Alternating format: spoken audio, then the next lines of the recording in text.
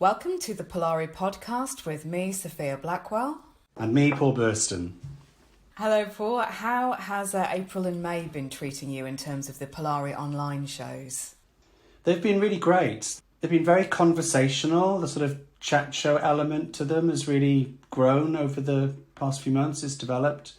I think it's sort of bedded down. I think there was a period where adapting a live performative event into an online event, there was some adjustment. There's a period of adjustment, and I think now it's kind of found its own place, and the interaction between the writers on the show and in the green room, before you go live to the Zoom massive, the sort of pre-show chit chat between people is always very interesting to me.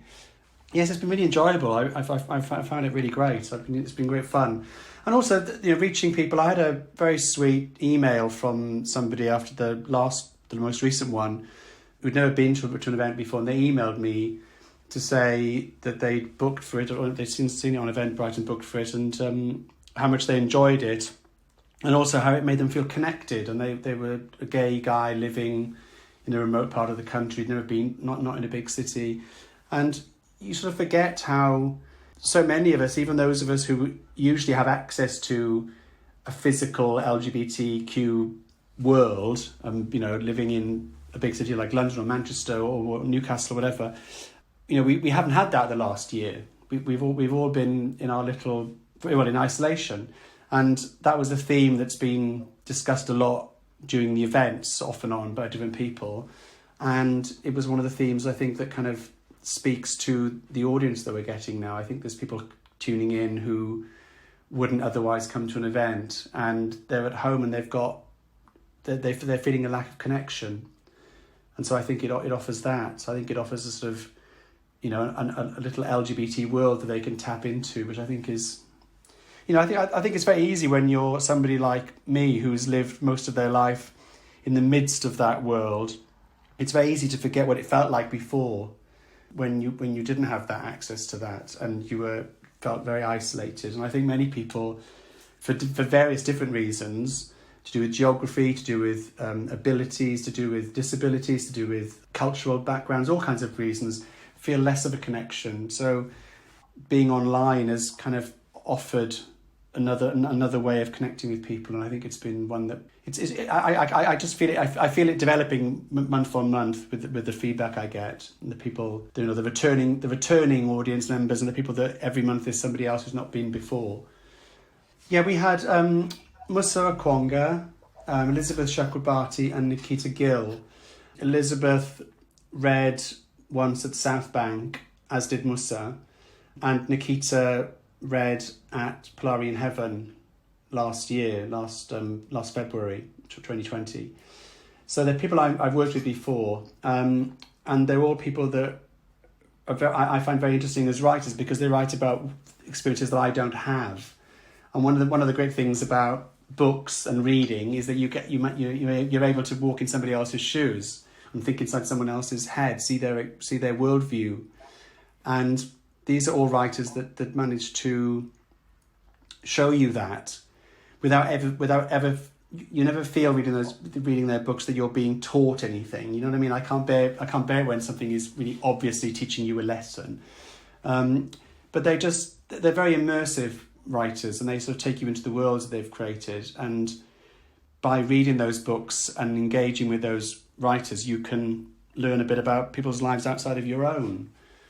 It's interesting also that both of the works of prose discussed in the April show are kind of hybrid works. If we put aside the memoir, one of them, for a moment, and interestingly, they both also have love in the title. So in the end, it was all about love as a mix of memoir and fiction, and Lessons in Love and Other Hate Crimes is sort of a cross between a thriller, a memoir, and an academic work. It's a really interesting piece of work. How did the interview part of it with Elizabeth Chakrabarty go, and how did she describe the book when she was talking about it?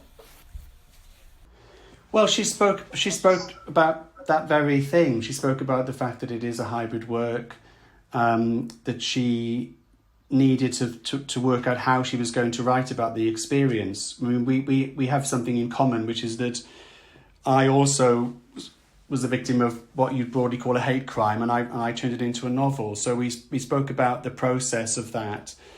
My default position for processing something like that is to fictionalize it, and that's my way of kind of exercising it through fiction.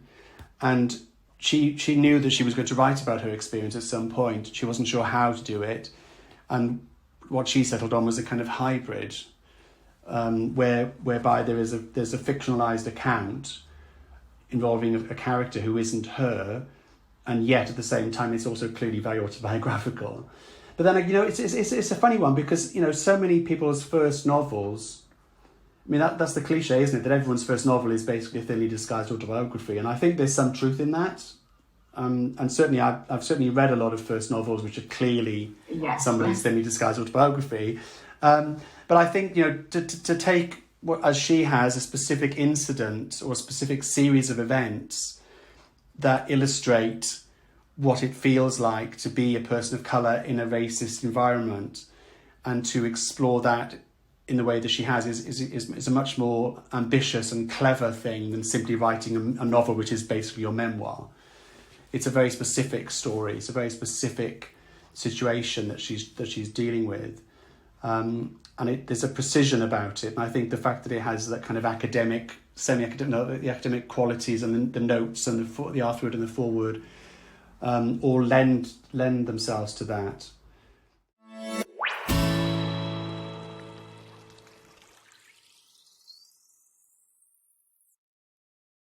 So welcome to Polari Live Online. My name is Paul Burston. I've been running Polari events since 2007. Polari is a live showcase for LGBTQ+ writers. Tonight, I'm joined by 3 writers whose work explores questions of love, hope, identity, and belonging. Nikita Gill is a poet and writer. She has published 7 volumes of poetry and has been described as one of the most exciting young writers working today. Her latest book is called Where Hope Comes From. Musa Okwonga is the author of several fiction and non-fiction books, including Striking Out, In the End It Was All About Love, and One of Them. He lives in Berlin, where outsiders feel at home. And finally, Elizabeth Chakrabarty is the debut author of Lessons in Love and Other Crimes, which is a hybrid work of fiction and non-fiction and deals with the impact of hate crime. Welcome, Elizabeth. Can you tell us a little bit about your book and what inspired it, please? My book was inspired by experiencing serious race hate crime over a number of years in the workplace. I knew I had to write something about this, and it took me some time to work out how I might write it, but definitely it needed to be through fiction. But as you said, a hybrid book within its heart, a novel about race hate crime. It is a hybrid work. So I've constructed it with 2 opening essays. They're what we might call critical race memoir. They explore racism that I experienced from a very, very young age. And they build to the point autobiographically where I decided I wanted to write fiction about this particular race hate crime. So I'm going to read the end of these essays and the beginning of the novel. So instead of dredging up all the memories that make me anxious even now, I could use only the specifics of the race crime I experienced, explore the theme of racist crime in a genre fiction way, have a detective or a character eventually finding out who's behind it, and perhaps even get the perpetrator arrested. Then I could use the theme of love, despite hate, to counter the crime plot. A relationship keeping the protagonist going, despite what's happening in her workplace. The ethnic minority characters will be in the foreground. The victim, people who care about her and that she cares about too, like a best friend, a parent figure, and perhaps siblings, and the love interest. Or will the love interest be white, like the majority of people she comes into contact with in her professional life? Yes, a white love interest would complicate the racial dynamics, not to do to white characters what white writers do to ethnic minority characters. The other white characters would be a faceless aggressor, colleagues, and a character blurring the themes of love and hate. Perhaps a seemingly helpful white saviour figure, a well-meaning manager, plus other minor white characters encountered in a professional setting. So, the main character won't be me, though she'll be a bit like me for what happens to fit the character. She'll be looking forward to a new job in academia, but she's not naive. She's experienced usual day-to-day racism. She just won't expect what's about to happen to her, the crime. Then there's the question of how it ends and whether there might be justice. Now, where to begin? A title, a chapter heading, and the opening. That's often a teaser of what's to come, implying where we'll get to once we know the victim and that there will eventually be a body. But to begin, the title, something like Lessons in Love. When you decided to write about this subject, was it cathartic or was it sort of re-traumatizing, or was it a mixture of both? It was a mixture of both. It's been an amazing kind of release because I feel like I've put it somewhere, and obviously I don't want to give away what happens, in the book, but I've produced something that is a record, albeit fictional, although the race hate crimes that I describe in the book are specifically what happened to me. I mean, obviously some of them. Just some of them. I didn't write about all of them. But yeah, I agree with you. I mean, I think during the writing and even during the editing and the rewrites in the past year during the pandemic, it's been quite traumatizing to come across it again, even in my own writing. One of the advantages perhaps that creative people have is that we're able to turn those experiences into pieces of art, whether it's by a painting or writing or whatever it is that your medium is. I think there is something incredibly therapeutic about being able to turn something awful into something beautiful. To write about this subject of racism for me has been cathartic in that sense of recording and finding a way in fiction and in autobiographical writing, a mixture of the two, to actually say, this is how it feels, this is how it impacts on your life. But also, yeah, I agree, there's something about producing an artwork, a piece of art that is, that will go out into the world is amazing. And yeah, I felt really fortunate that actually, I knew that I had to write about this. And I was very glad when, my agent found a publisher that wanted to take it on. But let's go over to Berlin now and to Musa. I haven't seen you, Musa, since you read at South Bank.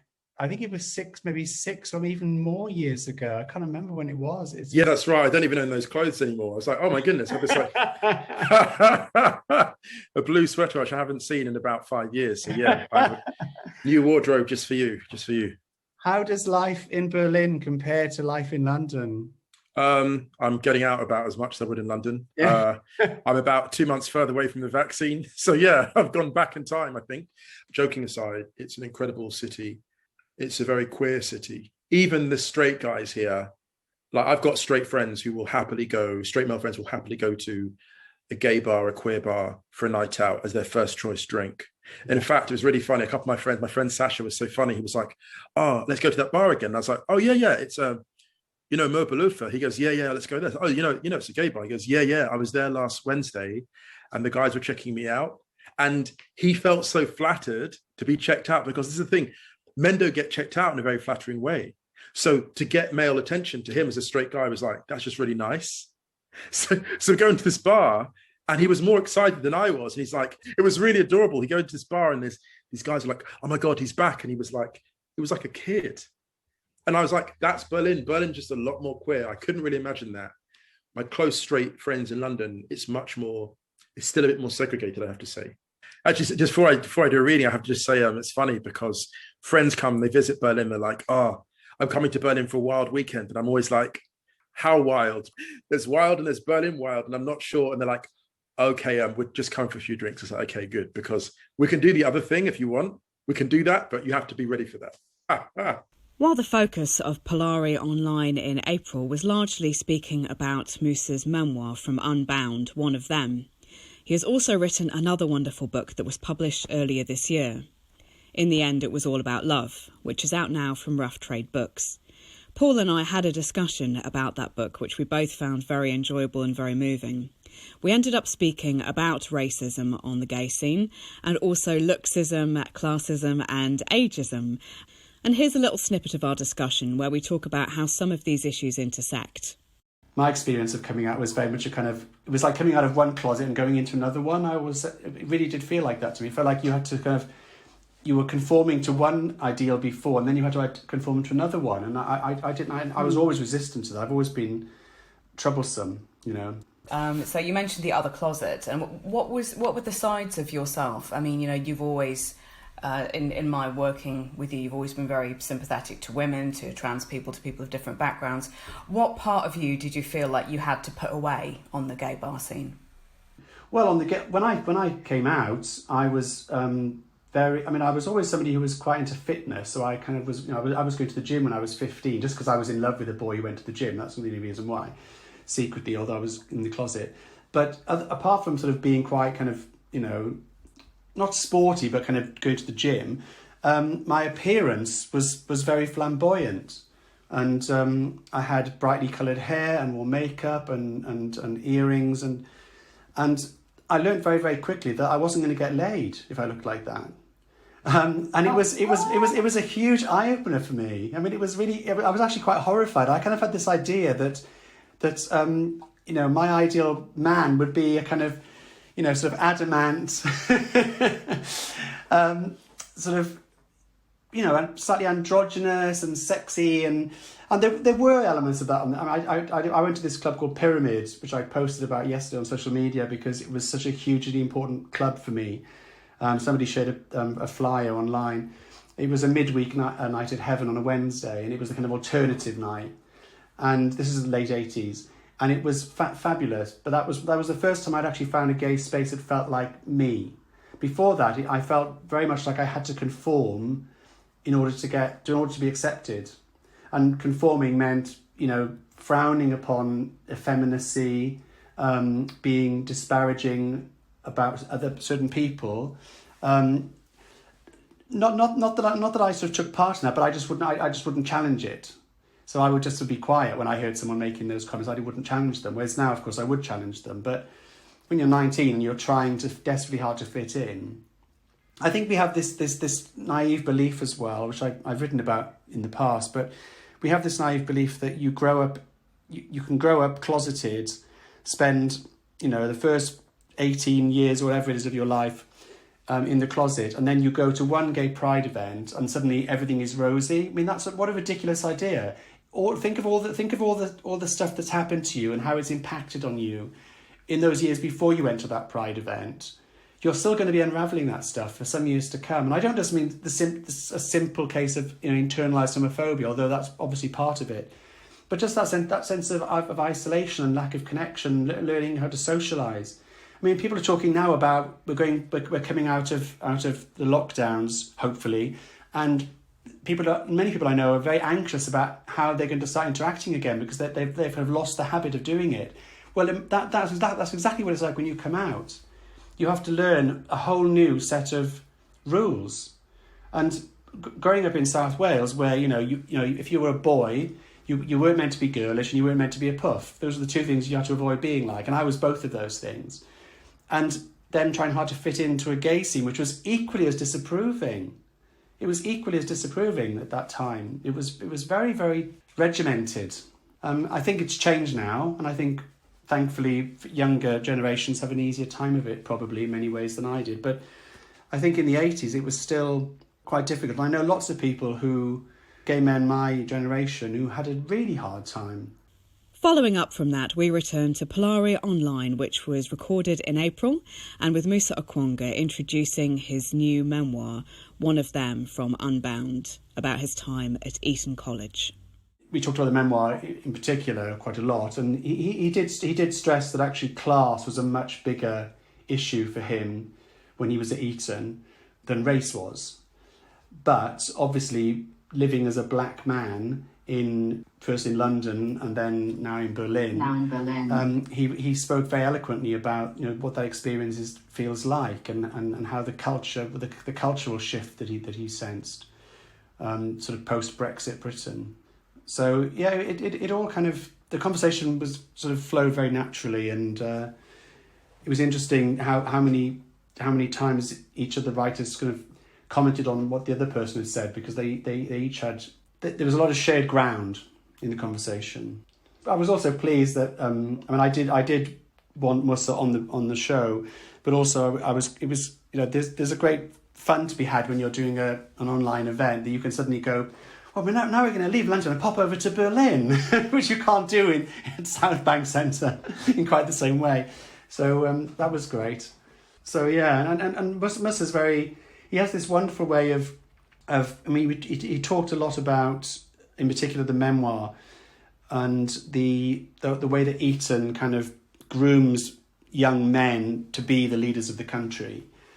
So he talked about David Cameron and Boris Johnson, and he's very good at expressing this kind of very, very controlled rage without ever sounding like an angry person. He just expresses it in this very very righteous way, and he's also very witty. So it's much better to communicate those emotions with humour. I think it's a much better way of communicating them, and we spoke at length about that, and he was very eloquent about it. Now, what can you tell us about your latest book? It's called One of Them, a memoir about my 5 years at English private school, Eton College, attended by David Cameron, Boris Johnson, and other Conservative politicians. A lot of people talk about Eton, and it's a school that's surrounded in mystery. And I think partly because a lot of people that went there either still benefit from it, or they're annoyed about upsetting people from that world, because if you say the wrong things about that school, then you kind of get cast out. Perhaps as a queer black person, you're kind of on the fringes anyway. But the reason I wrote this book is because a lot of people criticize Eton, but if you criticize it without the information, then people that went to Eton just brush off and go, oh, that wasn't what it was like.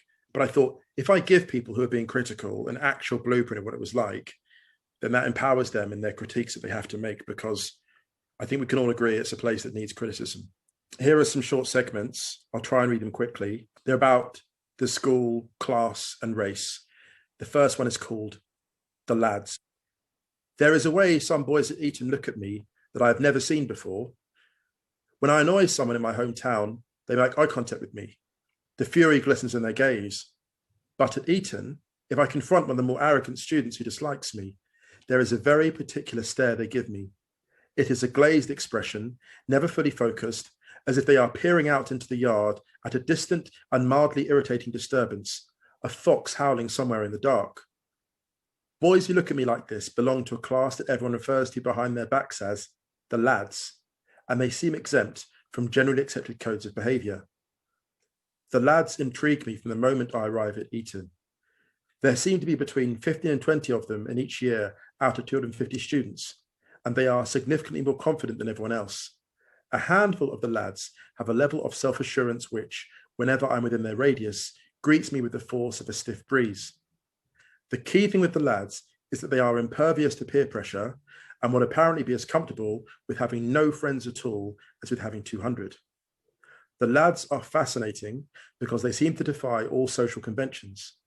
I have been told my entire life that it is important to get on with people in order to succeed, but these peers of mine often seem supremely disinterested in that. The lads have one thing in common. Many of those closest to them seem to spend much of their time complaining about them in private, but never say anything to the lads' faces, as if they are afraid of being cast out of Eton's golden enclosure. One of the lads is so hated that during a cricket practice, a stray ball hits him in the middle of the back. And when he is doubled over in pain, one teacher remarks to the other, "You wouldn't want that to happen to anyone, but if it hadn't happened to someone, it would be him." My school does not create the lads. They arrive there with the cores of their egos fully formed. but it frequently seems to end up rewarding them with some of the most senior positions in Eton's school body. The boy who is hit with the cricket ball does not go on to become notably nicer, but he does end up as a school prefect. The lads have long ago worked out or been told by their parents that what matters most is not being good-natured, but achieving high office. In a system such as Eton's, where the boys are raised to be deferential to those in authority, they know that if they merely gain prestige, then personal popularity will follow. The school's power structure is strange to me. The school prefects are not appointed by staff or elected via secret ballot by their own year, both of which systems would seem far more reasonable. Instead, they are chosen by the prefects in the year above. The result is that if a boy wishes to be socially prominent at school, there are only 20 people in the school whose approval he truly needs. I watch boys campaign for election as school prefects with a vigour that I will later see in the world of British politics, and I will realise that this is the kind of place where these politicians learned it, that this is what they mean by networking. Networking is the art of laughing a little longer and louder than necessary at the jokes of the person whose patronage you seek, of standing silently by their shoulders when they are making a nonsensical argument, of hanging around just in case they need an extra pint, or strategically making sure you are in the same place as them on holiday. It is the least dignified behaviour I can imagine, but I will see boys at Eton carry it out with such ease that it appears to be genetic. I think a great deal about the English concept of fair play. The idea that there are some things that are simply not done. The older I get, the more I wonder how much that concept of fair play was created to keep people of a certain social class in their place. I look at the most confident boys in my year at Eton, and I realise that the greatest gift that has been bestowed upon them is that of shamelessness. Shamelessness is the superpower of a certain section of the English upper classes. While so many other people in England are hamstrung by the difference in social embarrassment they've been taught since birth, the upper classes calmly parade on through the streets and boardrooms to claim the spoils. They do not learn shamelessness at Eton, but Eton is where they perfect it. Writing about this now, all these years later, how did you relate to your younger self? Writing this book was traumatic, to Elizabeth's point, but it was also this incredible thing of like, it was anthropology. Do you know when memories are so perfectly preserved, it's like they've been kept in salt? Yeah. I read my old school reports and I began writing, and the memories were perfectly preserved. You know, it's a memoir, so you're being honest about everything, the good stuff and the bad stuff, and judging yourself from the eyes of a 41-year-old judging a 13-year-old is horrifying, actually. And it's really painful because it's not only painful in terms of the mistakes I made, and they weren't that bad. There was a couple, but they were, not proud of. But the worst thing was seeing how vulnerable it was. And the thing I'm proudest of, it sounds really ridiculous. The thing I'm proudest of is that I kept my political outlook and I didn't get seduced by the dogma because, here's the thing, an overwhelming percentage of people that left that school are right-wing, hard right. The funny thing is, Paul, the amount of emails I've had from people from Eton already, like my best friend from school was like, oh my God, he wrote me an email so emotional that it reduced me to tears. I had to walk around my flat to like calm down. But overwhelmingly, the response has been from teachers at Eton. Like the first letter I got from a teacher of Eton, the head of Arabic studies, he was like, this has already had a huge impact. He said, 2 days after reading it, I read it in a single day. And 2 days after reading it, a colleague approached me in the street and was like, have you read that new book about Eton? And he was like, yeah, I have. And he goes, this is happening right now. I wanted to make them look in the damn mirror and be like, why have you said nothing?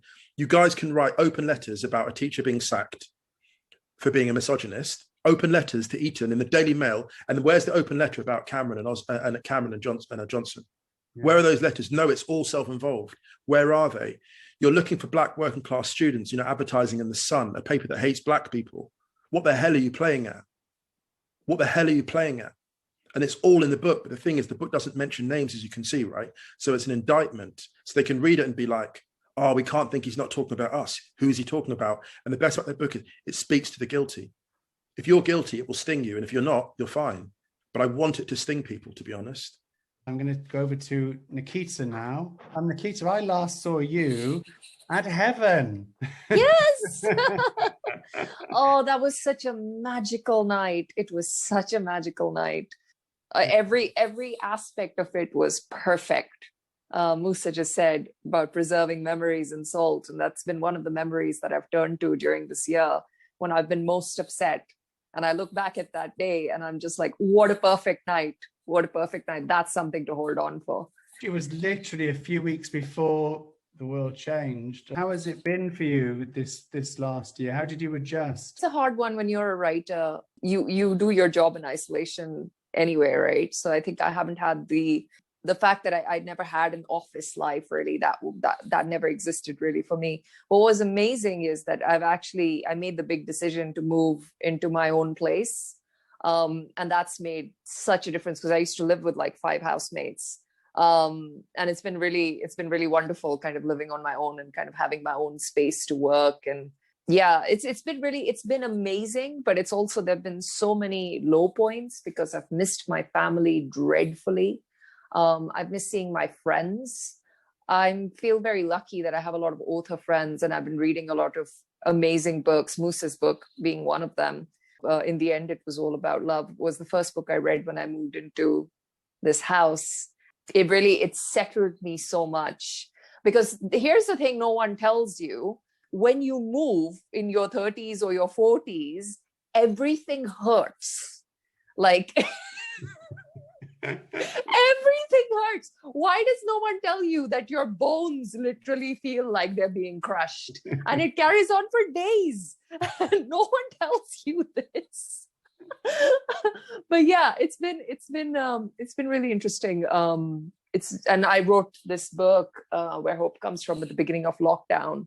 And it's the first book which has hit the Times bestseller list, which was amazing for me. So it's been a year of many highs and like emotionally many lows, and mental health wise many lows. But I'm so grateful to be here and to hear Elizabeth's amazing book and to hear Musa read from this book, which I've been dying to read. And I've been seeing all my friends have got copies and like advanced copies. And I'm just like, no, I want to read this book. I'm so jealous. But yeah, it's amazing to be here. So thank you for having me. Back to your book now. So it's called Where Hope Comes From. Is it fair to say that there's a kind of resilience and an optimism there? Absolutely.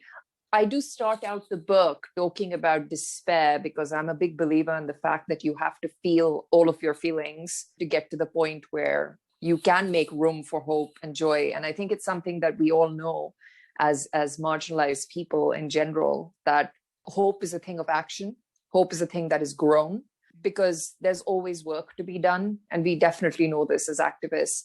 There's always work to be done. It's something my grandmother taught me, is that when you go through great despair, that's when you see hope. That's when you hold on most to hope. That's when you know hope is needed. And that's what I wanted to do with this book. I wanted to make lots of room for all of those feelings. So I spoke a lot about loneliness and despair.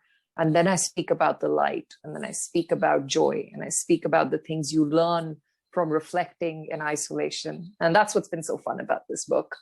I feel like it's been really cathartic. It's been hard to write, but it's been cathartic. And it's something I've needed because I've been so far away from my family.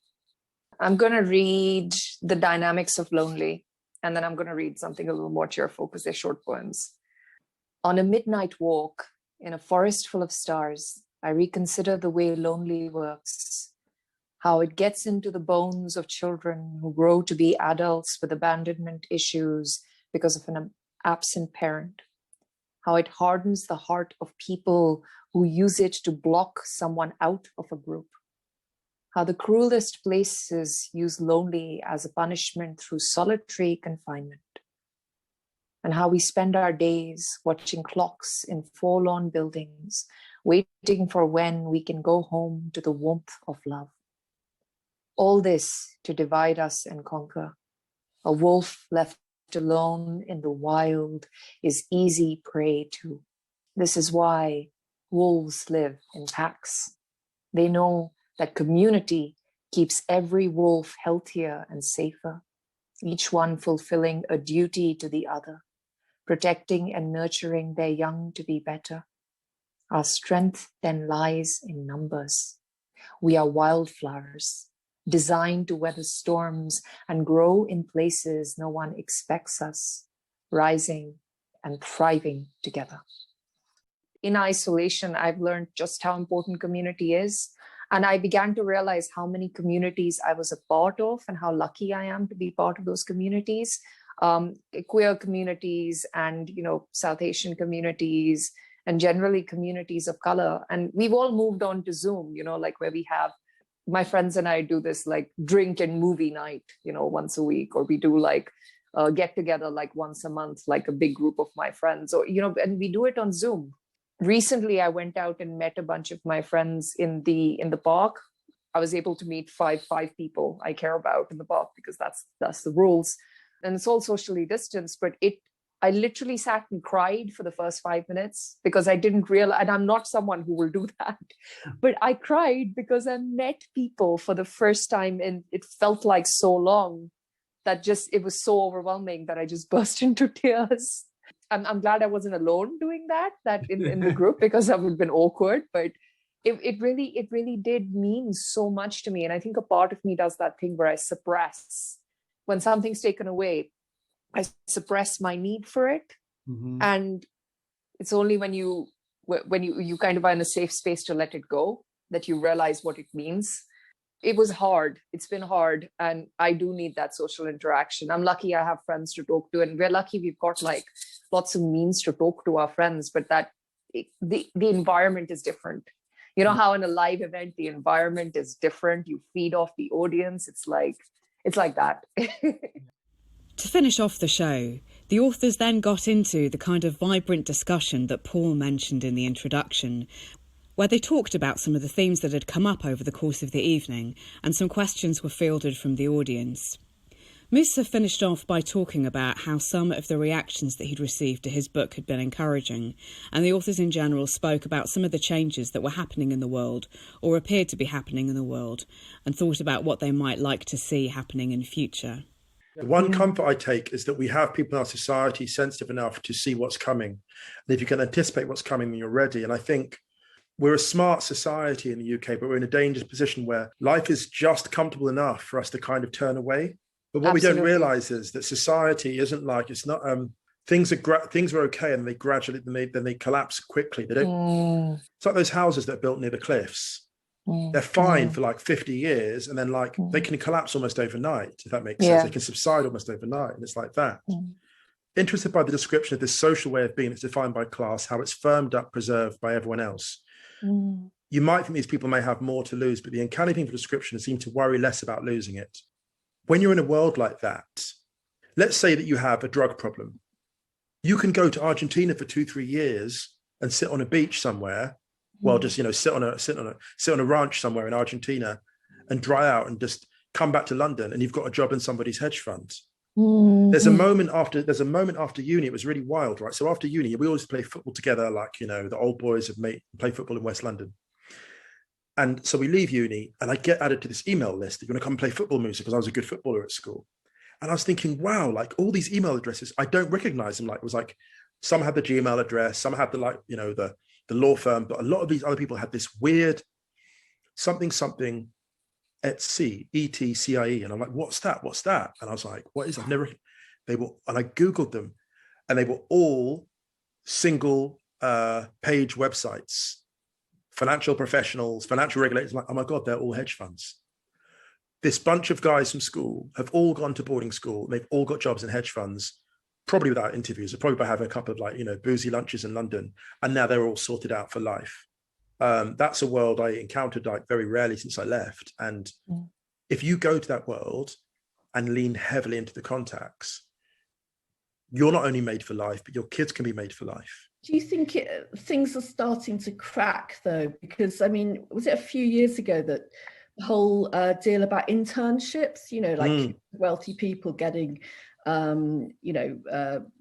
jobs where you're not paid, but you get amazing experience. So then you do get a job in the best companies. Yeah. It all came out, didn't it? That, yes. It's all who you know, but also, for people from backgrounds that are economically disadvantaged, how would they do those kinds of internships? Because, a lot of the jobs are in London. It's very expensive to live in London. And I don't know whether that's all gone quiet. No, Elizabeth, you're right. It is changing. Do you know why? Look at the A-levels storm this summer. Yeah. Because I think this was the first summer that the English middle class realised how willing the upper class was to screw them over. Until then, it had been the working class, the miners, but now it was like the English middle classes were like, oh my God, they don't care about the grades of my kids. That is a different mobilization that I saw. I think it is changing in the UK. I mean, not quickly enough for my liking, but look at the royal family, for example. Look at the criticism around the Meghan Markle Harry thing, because the average person looks at that. No matter what they think of the royal families, they're thinking, what did it take to force apart those two brothers who were so close? It can't be nothing. Like people can say, oh, Meghan's this, but they're like, no, those brothers were really close. Do we really believe? Because like Harry seems to love Meghan. It seems real. Like, do we really believe that some woman came from outside and drove them apart? The older that, like, you know, the Queen basically, and I hate to say it, the Queen is basically keeping that thing at its level of popularity. And I don't want to say this in a negative way, it's a very different story 20 years from now. And so I think, yeah, Elizabeth, things are definitely changing in terms of the scrutiny. And like for Boris Johnson, I don't think you get away with that 10 years from now. I don't think the chuckling posh boy, because the full effect of Brexit has not been seen yet. Economically, no. Like, we're going to go through a financial crash. It's not going to be funny because all those people that are laughing and joking at you, they've got all the mortgages that your kids can't have. 10 to 15 years from now, this is a different conversation. Yeah, but it might even be sooner. I mean, what was amazing about last summer was how, despite the COVID laws about, you know, we're not supposed to be protesting, everyone was out on the streets for Black Lives Matter, because it was just, you know, with the technology now, what's fantastic is people record the news themselves. So if somebody's being killed by the police, we've all got our mobiles out, you know, and I just think, I mean, it goes back to that point about Nikita, you talking about communities earlier. We have got, you know, there is community building and inter-community building through the COVID pandemic and internationally, that, you know, that the fact that so many people have died, and, you know, emergency workers and bus drivers, it's just been incredible that, you know, people are basically going on protests, often people that didn't used to go on protests. That's why I have faith. Like, it's, you know, it's funny. It's like Russell T Davies in Years and Years. I know it's an optimistic ending, but I think he was also right. Look, like I say, the messages I've had from Etonians, I've never received messages from those people. Never like that. The level of introspection, people writing to me, this is like white, upper class Englishmen going, thank you for saying it. I think we're going to have to draw everything to a close because we're going to run out of time and get booted off soon. I'd like to thank all three of you. Thank you so much for your time and for your wonderful readings and for contributing to such a really fascinating conversation. I could talk to you all night. Can I just thank everyone for tuning in? I want to thank everyone for tuning in because, like, obviously you could be anywhere else this evening. Great to like be among like queer community because it's something I've been missing. So thank you so much, everyone. It's interesting because isolation is part of all of our stories, and I think potentially we have forgotten about that and forgotten about what some of that isolation might feel like, and especially given that, you know, you and I have always worked in the creative industries as adults, even though we were brought up in other towns that weren't London.